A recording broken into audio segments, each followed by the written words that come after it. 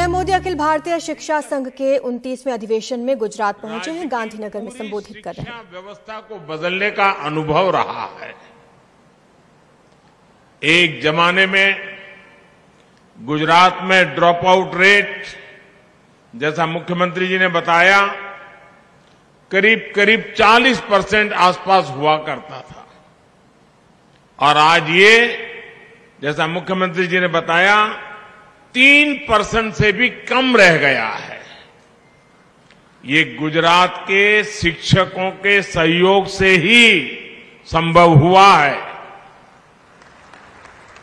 गुजरात में शिक्षकों के साथ मेरे जो अनुभव रहे, उसने राष्ट्रीय स्तर पर भी नीतियां बनाने में, पॉलिसी फ्रेमवर्क में हमारी काफी मदद की है। अब जैसे रूपाला जी बता रहे थे, स्कूलों में शौचालय न होने के कारण बड़ी संख्या में बेटियां स्कूल छोड़ देती थी। इसलिए हमने विशेष अभियान चलाकर स्कूलों में बेटियों के लिए अलग शौचालय बनवाए। यहां गुजरात में तो एक जमाने में पूरे आदिवासी बेल्ट में, गुजरात का पूरा पूर्वी छोर जो है वो हमारे आदिवासी बंधुओं का बसेरा है एक प्रकार से। उस पूरे इलाके में, उमरगाम से अंबाजी, साइंस स्ट्रीम की पढ़ाई ही नहीं होती थी। आज शिक्षक न केवल वहां साइंस पढ़ा रहे हैं, बल्कि मेरे आदिवासी नौजवान बेटे बेटियां डॉक्टर और इंजीनियर भी बन रहे हैं। मैं कई बार प्रधानमंत्री के बाद जब भी मुझे विदेश जाने का एक दायित्व रहता है, जब भी जाता हूं, विदेश में इन नेताओं से जब मिलता हूं और वो जो बातें बताते हैं, यहां बैठा हुआ और इस बात को सुनने वाला हर शिक्षक गर्व अनुभव करेगा। मैं अपने अनुभव बताता हूं आपको। आमतौर पर विदेशों के नेताओं से जब मिलता हूं, तब उनके जीवन में भारतीय शिक्षकों का कितना बड़ा योगदान रहा है, बड़े गर्व के साथ वो वर्णन करते थे। मैं प्रधानमंत्री बनने के बाद मेरी पहली विदेश यात्रा भूटान में हुई, और भूटान के राज परिवार के साथ जब मैं बैठा था, तो वो गर्व से बताते थे, जो उनके सीनियर किंग है वो बता रहे थे कि मेरी पीढ़ी के जितने लोग भूटान में हैं, उन सबको कोई न कोई हिंदुस्तान के शिक्षक ने पढ़ाया लिखाया है, और वो बड़े गर्व से कहते थे। ऐसे ही मैं जब सऊदी अरब गया, वहां के किंग बहुत वरिष्ठ और सम्मान्य महापुरुष हैं, मुझ पर उनका प्रेम भी बहुत है। लेकिन उनसे जब मैं बैठा तो बोले, मैं तुझे बहुत प्यार करता हूं। फिर उन्होंने मुझे पूछा, क्यों, मालूम है? मैंने कहा, आप बताइए, ये आपकी कृपा है। उन्होंने कहा, देखो भाई, मैं भले राजा हूं, जो भी हूं, लेकिन बचपन में मेरा शिक्षक तुम्हारे देश का था और तुम्हारे गुजरात का था, और उसने मुझे पढ़ाया। यानी इतने बड़े संपन्न देश के महापुरुष बातचीत में भारत के प्रधानमंत्री के से बात करते समय एक शिक्षक के योगदान की बात करना गौरव अनुभव कर रहे थे। पिछले दिनों कोविड में आप WHO के संबंध में टीवी पर बहुत कुछ देखते होंगे। आप WHO को जो मुखिया हैं मिस्टर टेड रॉस, उनके कई बार टीवी पर आपने उनके बयान देखे हैं। मेरी उनकी बड़ी अच्छी मित्रता है, और वो हमेशा गर्व से कहते थे पिछले दिनों जामनगर आए थे, तब भी वो उसी गर्व के साथ दोबारा उल्लेख किया। उन्होंने कहा, बचपन से मेरी जिंदगी के हर पड़ाव में कोई न कोई हिंदुस्तानी शिक्षक का योगदान रहा है। मेरे जीवन को बनाने में भारत के शिक्षक का योगदान रहा है। और फिर तो उन्होंने मुझे ये भी कहा कि मैं आज भारत आया हूं, भारत के शिक्षकों ने मुझे बनाया है, आप मुझे एक भेंट सौगात दे सकते हैं क्या? मैंने कहा, क्या? बोले, लेकिन आपको देनी पड़ेगी और सार्वजनिक रूप से देनी पड़ेगी। मैंने कहा, जरूर दूंगा, आप बताइए। बोले, आज तुम मेरा नाम हिंदुस्तानी नाम से बना लो। और मैंने सार्वजनिक रूप से मिस्टर टेड्रोस का नाम श्रीमान तुलसी रखा था। यानी भारत के शिक्षकों के प्रति जहां जहां भी वो गए हैं दुनिया में, वो ऐसी अमिट छाप छोड़ करके आए हैं, पीढ़ियों के बाद भी लोग उनको याद करते हैं। साथियों, जैसे रूपाला जी गर्व से कह सकते हैं कि वो आजीवन शिक्षक हैं, मैं स्वयं में शिक्षक नहीं हूं, लेकिन मैं गर्व से कहता हूं कि मैं एक आजीवन विद्यार्थी हूं। मैंने आप सभी से समाज में जो कुछ भी होता है उससे बारीकी से ऑब्जर्व करना सीखा है।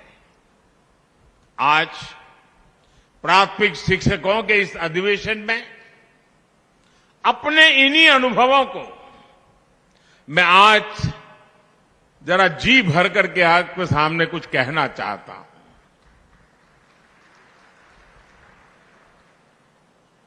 21वीं सदी में तेजी से बदलते हुए इस समय में भारत की शिक्षा व्यवस्था बदल रही है, शिक्षक बदल रहे हैं, छात्र भी बदल रहे हैं। ऐसे में इन बदलती हुई परिस्थितियों में हम कैसे आगे बढ़े, ये बहुत अहम हो जाता है। जैसे हमने देखा है, पहले के टीचर्स के सामने संसाधनों की कमी, इंफ्रास्ट्रक्चर का अभाव जैसी कई चुनौतियां होती थी, और तब छात्रों की तरफ से कोई खास चुनौती नहीं होती थी। आज टीचर्स के सामने से संसाधन और सुविधाओं की जो कमी थी, वो जो समस्याएं थी, वो धीरे धीरे दूर हो रही है। लेकिन आज की पीढ़ी के बच्चे, छात्र, उनकी जो जिज्ञासा है, उनका जो कौतूहल है, वे मां बाप के साथ साथ टीचर्स के लिए भी एक बहुत बड़ी चुनौती, चैलेंज लेकर आया है।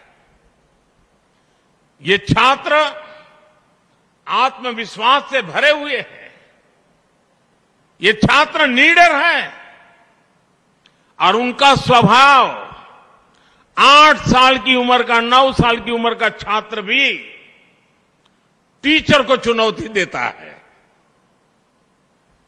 वो शिक्षा के पारंपरिक तौर तरीकों से कुछ नई चीजें उससे पूछता है, बात करता है। उनकी जिज्ञासा शिक्षकों की चुनौती देती है, और वो पाठ्यक्रम और विषय से बाहर जाकर उनके सवालों को जवाब दे।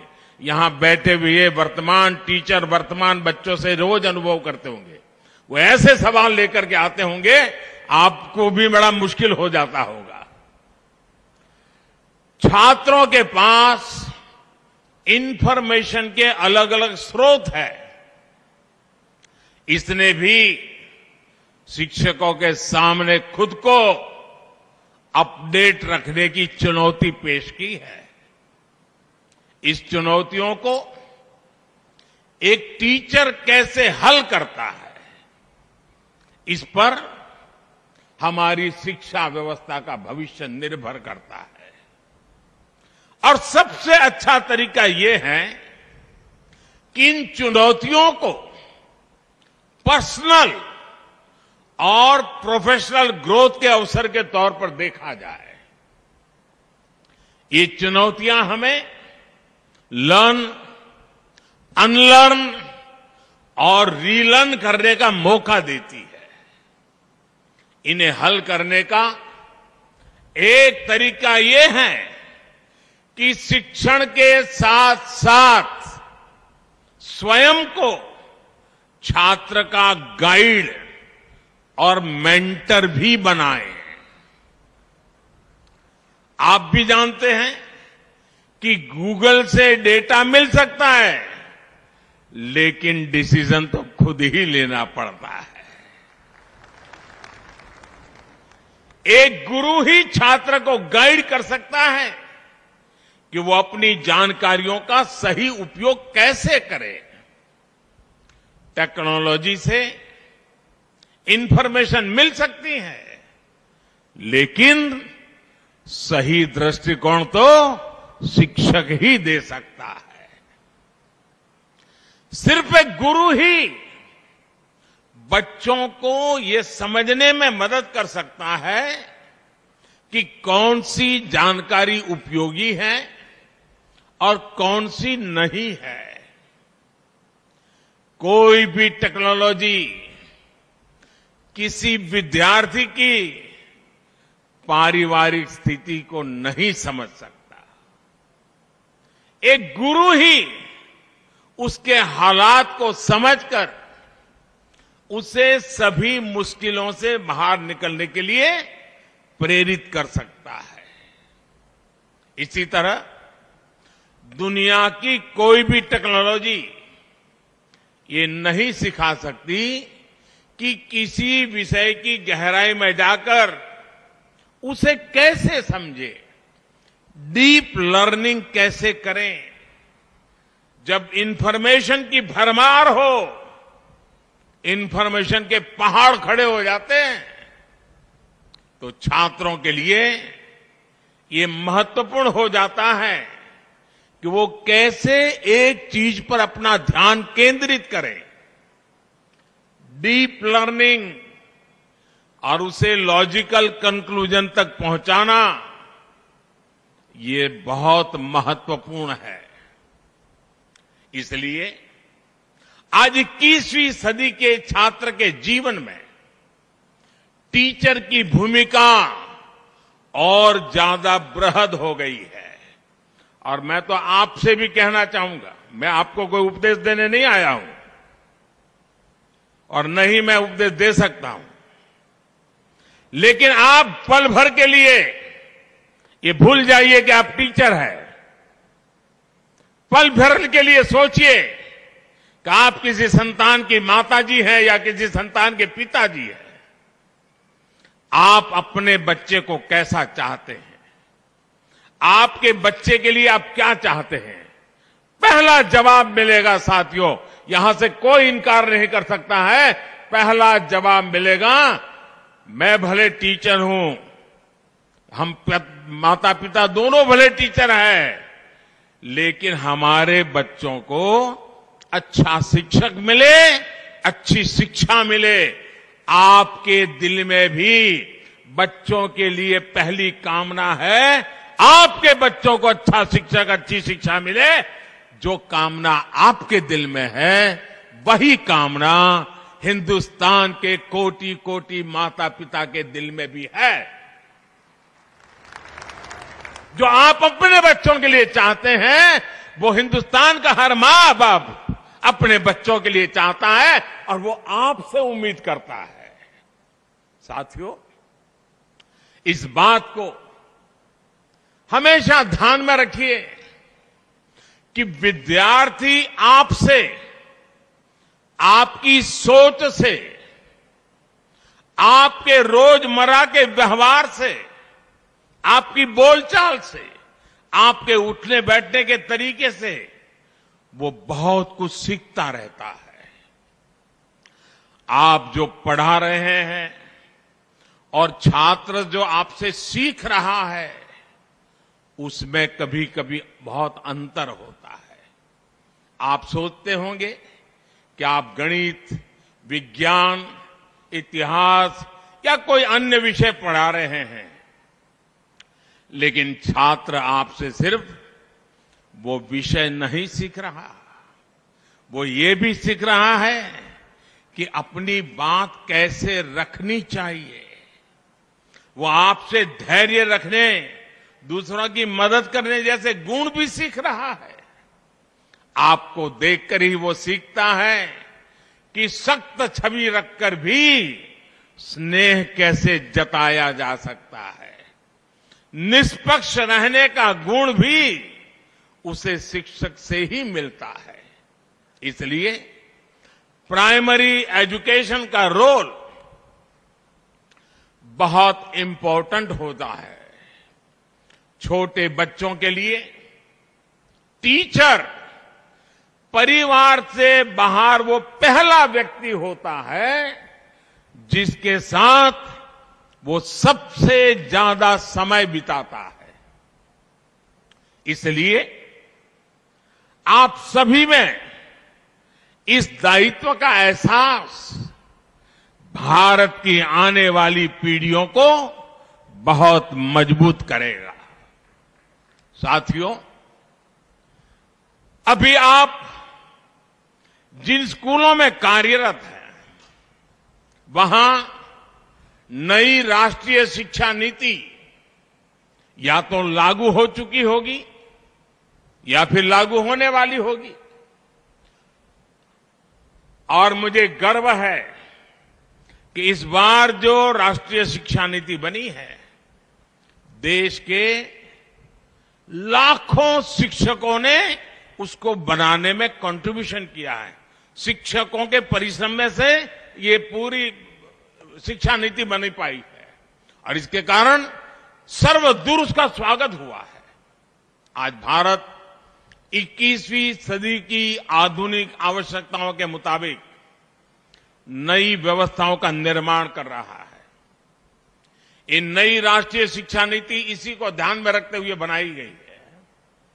हम इतने वर्षों से स्कूलों में पढ़ाई के नाम पर अपने बच्चों को केवल किताबी ज्ञान दे रहे थे। नई राष्ट्रीय शिक्षा नीति उस पुरानी अप्रासंगिक व्यवस्था को परिवर्तित कर रही है। राष्ट्रीय शिक्षा नीति प्रैक्टिकल पर है, आधारित है। अब जैसे आपको और टीचिंग और लर्निंग, अब कहा जाता है टीचिंग का कालखंड पूरा हो गया, अब लर्निंग के ही द्वारा शिक्षा को आगे बढ़ाना है। अब जैसे आपको मिट्टी के बारे में कुछ बताना है, चाक के बारे में कुछ सिखाना है, अगर आप बच्चों को लेकर कुम्हार के घर जा सकते हैं, आप कुम्हार के घर जाएंगे तो उन्हें बहुत सी चीजें देखने को मिलेगी। किन परिस्थितियों में कुम्हार रहते हैं, कितनी मेहनत करते हैं, एक व्यक्ति गरीबी से बाहर आने के लिए कितने प्रयास कर रहा है, और इससे बच्चों में संवेदनशीलता जगेगी। मिट्टी से कैसे सुराही बनती है, मटके बनते हैं, घड़े बनते हैं, बच्चे ये सब देखेंगे। अलग अलग तरह की मिट्टी कैसी होती है, ये सारी चीजें प्रत्यक्ष नजर आएगी। ऐसी प्रैक्टिकल अप्रोच राष्ट्रीय शिक्षा नीति का बहुत प्रमुख तत्व है।